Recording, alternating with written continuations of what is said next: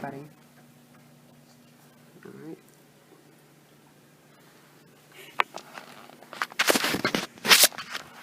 Okay, you are what you eat. This has been a phrase that's been said throughout my life, and it's always had a really lighthearted tone. I always thought it was kind of funny. But now that I'm a health major at Texas A&M, it's taken on a lot more serious and literal tone. I've kind of begun to understand that what we put into our bodies can affect them much more than just sustaining us to the next meal. So I used to be the biggest skeptic of the organic food industry, but after taking a lot of classes and doing research, I've realized that it's not just a marketing hoax to try and make you pay a little more for a carton of strawberries. I now know that organic foods can help people achieve things like making it to that family vacation that's always been on their bucket list, and can contribute to an overall healthier lifestyle. So I invite you to come with me, and we'll discuss the risks of pesticides and other chemicals in our foods, the definition of what is an organic food, and then some things to protect us and make us healthier individuals. So we'll focus on some serious risks first. The Academy of Neurology has recently published a study that has linked pesticides to Parkinson's disease, which is a really debilitating illness. It shows that rural areas where they do a lot of farming and the farmers that cultivate our products are put at higher risk for this disease because of their exposure to pesticides. Another study has linked ADHD to pesticide exposure. And ADHD can lead to hyperactivity in children, which can make it really hard for them to focus in school. The Toxin Agency and Disease Registry has also published a study that has showed that parents that use pesticides in or around the home put their children at double the risk for developing brain cancer. So we can see that there's a lot of serious risks that can come along with just grabbing a normal apple from Walmart without an organic food sticker.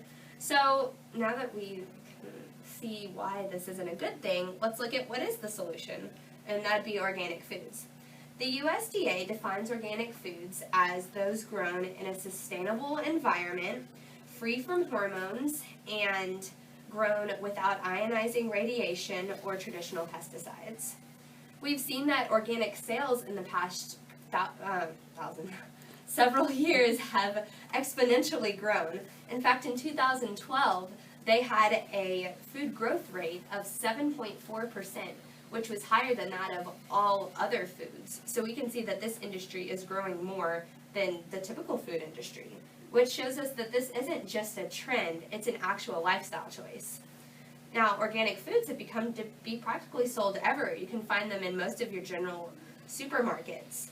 The demand is actually driving the cost of organic foods down. And since they've become so popular, they've developed new technology that's making these a lot more efficient to grow and develop. And it's so much safer for the farmers.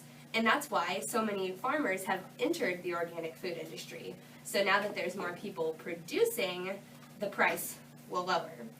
Now, due to the environmental protection policies that organic farmers have to follow, and the high standards for animals, and the fair wages that they offer all of their agricultural workers, the price of organic products might always be a little higher than generic food.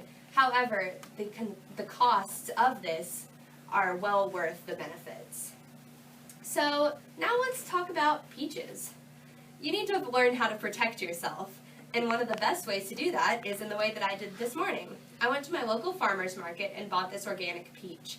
So I know that whenever I eat this versus this apple that I bought this morning that is not organic, I'm stimulating my local economy by buying from local farmers who have not had to put themselves at risk from pesticides, and I know that what I'm putting into my body is a lot healthier than if I were to put this into it. I also think that it's important to recognize that the absorption levels of different foods can affect if they actually need to be organic or not. So if you're on a budget and want to only budget to buy some organic products, there's some to consider.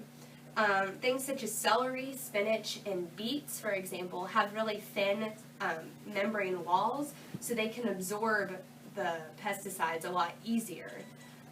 whereas things like avocados have a really, rough exterior, and if you peel this away, then you'll have a relatively safe fruit underneath where the pesticides haven't been able to penetrate.